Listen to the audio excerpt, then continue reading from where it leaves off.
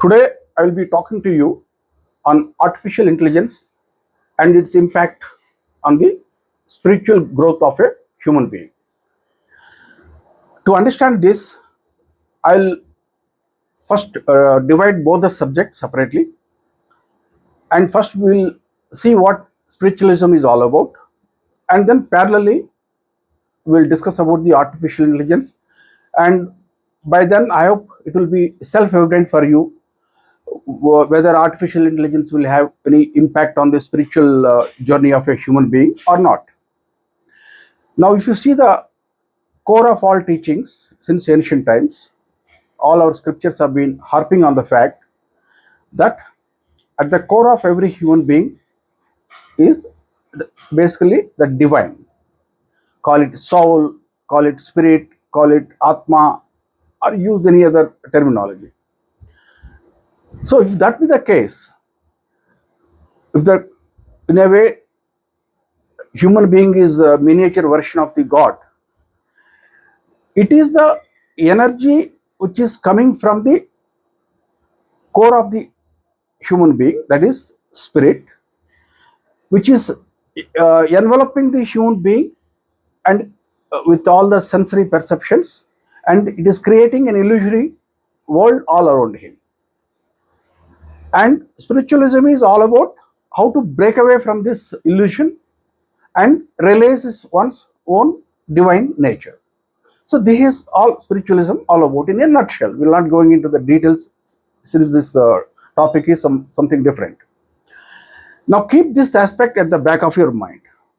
Now someone may say, where is the guarantee that this is what their scriptures are saying is true or not?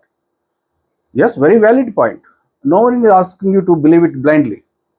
In fact, everyone should believe it only after the realization only, self-realization. So that's what yoga is all about. So many yoga systems and tantric systems have been developed to make a human being realize what his own nature is. And yes, only when one realizes starts realizing his own divine nature, then only he can start believing it. Of course, there's nothing to believe or anything. It will be self-evident thing thereafter. Okay, for time being, let's keep this thing aside and keep it at the back of your mind all the time. Now, if you see the world which is created all around a human being, uh, there are earlier I have also talked to you about the concept of parallel creations. One is at the individual level, one is at the collective level of mankind. If you see the at individual level, the energy which is coming out of the spirit, it is manifesting in grosser forms. First, it manifests as the intellect, human intellect, or we call it buddhi, and also it manifests as the egoism. Thereafter, it manifests as at conscious level, it manifests as the mind stuff, mind and with all its emotions and everything, the power to exercise free will and all that. And over that is the what we call it as the life, the sheet of life force. All the life forces which work within the body of a human being, they are manifested. And over this life force is the gross body of flesh and blood. And along with this creation, so many sensors have also been put inside the mind stuff, because of which we are able to perceive the elements outside. That is what basically earth element, fire element, water element, like wind element, and of course the ether element. And the, besides the ability to perceive the gross physical world around us, the mind is also been infused with so many other senses. You can say that the ability to see with the organ of eye, the ability to hear the sounds, like that. All the five senses which you are, must be aware of it. So therefore, the world which has been created around the spirit, or the world within which the spirit is, you can say that enslaved, That world itself is an extended reality for the spirit. The real nature of the spirit is something different. It is divine, supposed to be divine in nature. And the world in which it has been thrown into itself is an extended reality for the spirit. So there is nothing which we are creating anything special, uh, extended reality again. If at all we are creating the extended, so-called extended reality, comprising of the augmented reality, virtual reality, mixed reality, and all that stuff, is almost, you can say that it is a picture, like a picture in picture. As it is, we are living in a world of illusion, in a kind of extended reality as per the spirit is concerned. Now you have created further another reality within the reality. So therefore, when we say artificial intelligence, firstly, there is nothing artificial about it.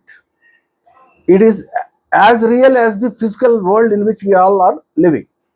And secondly, always remember, the so-called artificial intelligence has been created collectively by the collective effort of the mankind over a period of time.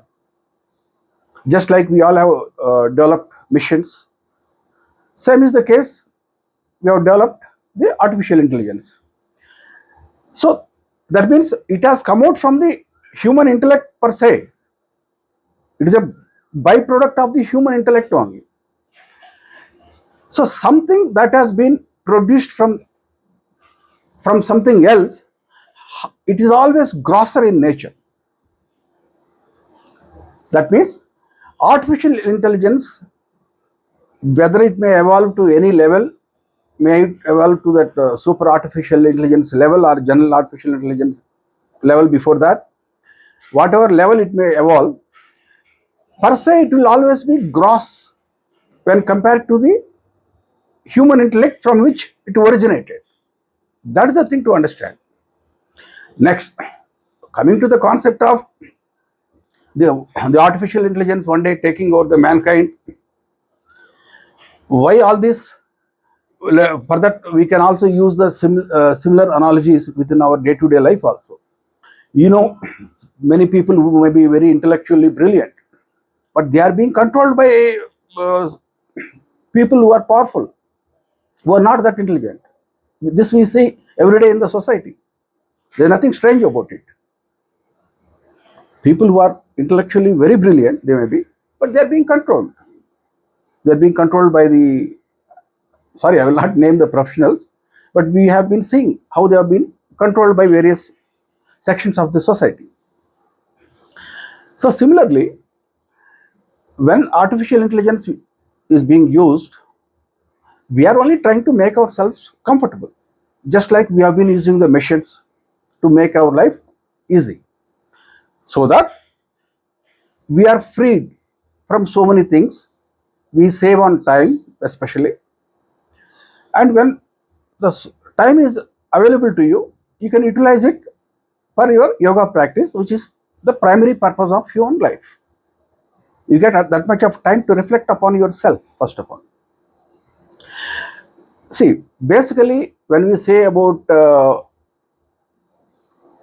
extended reality, what we are doing here, we are basically trying to enhance the human perception or modify the human perception of the things around.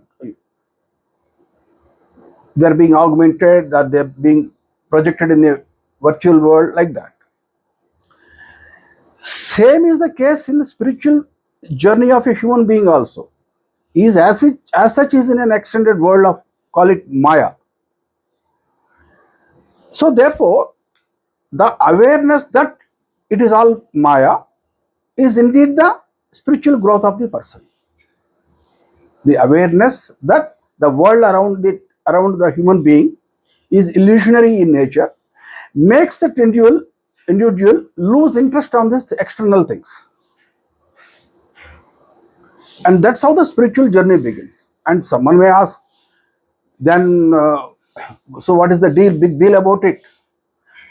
The, the implications are so profound. Probably you are missing that point there. Once the spiritual awareness develops in a person, it develops only when the mind becomes calm. When the mind becomes calm, the spirit starts realizing its own nature. And remember, originally the energy has come from the spirit only. So as the spiritual awareness develops, as the mind becomes calm, the energy comes under the control of the spirit there. Then with that, the entire physical phenomenon and the psychic phenomenon of that you observe and we hear about, it comes effectively under the control of the spirit. Because all the cosmos around you, or the physical reality which you are experiencing, is nothing but energy only. That same energy itself is coming when it comes under the control of the spirit. Now what power there to control that human being now? Their power is not separate. Power is all same. Cosmic power, whether it is human intellect, whether it is your mind, whether the physical power which we see or experience around us, like electricity, nuclear power, or all that, magnetism and all that, or maybe even the artificial intelligence. The power is same. Therefore, artificial intelligence doesn't have a separate existence, a dual existence. That you got to understand this. It is part of the human intellect only. Therefore, in such a scenario, there is no need to worry about it or fear about it. Use it, whatever one would like to use it for, but only precisely based on the necessity.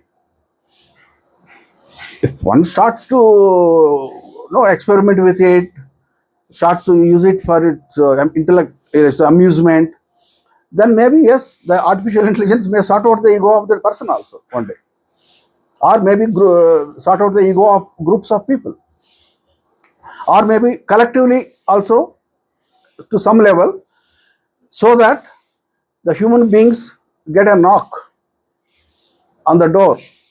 The knock is given by the God. Guys, what you are all up to? What you have been up to? I have sent you onto the planet Earth for a different reason. See, if you see wherever in any land spiritualism is degenerated, or the spiritual awareness of the population has gone down, that is generally the situation when all natural disasters take place, like earthquake, cyclone, tsunamis, and all that. I'm not saying this. This has been said by so many yogis, and I'm quoting the words of Swami Vivekananda only, none other than him only. Wherever the spiritualism goes down in any part of land, there these natural disasters generally they start manifesting. That is the God's way of giving knock on the door to that particular population, so that they start going internal instead of focusing on the external world.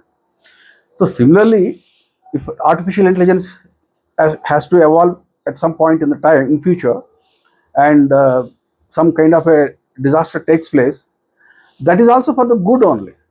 So therefore, no need to fear about it. So that's all I wanted to speak to you, because of this so much of news all around us nowadays regarding the perils of artificial intelligence and all that. There is no need to fear. Use it for your own spiritual growth only. That's all I want to talk to you about today.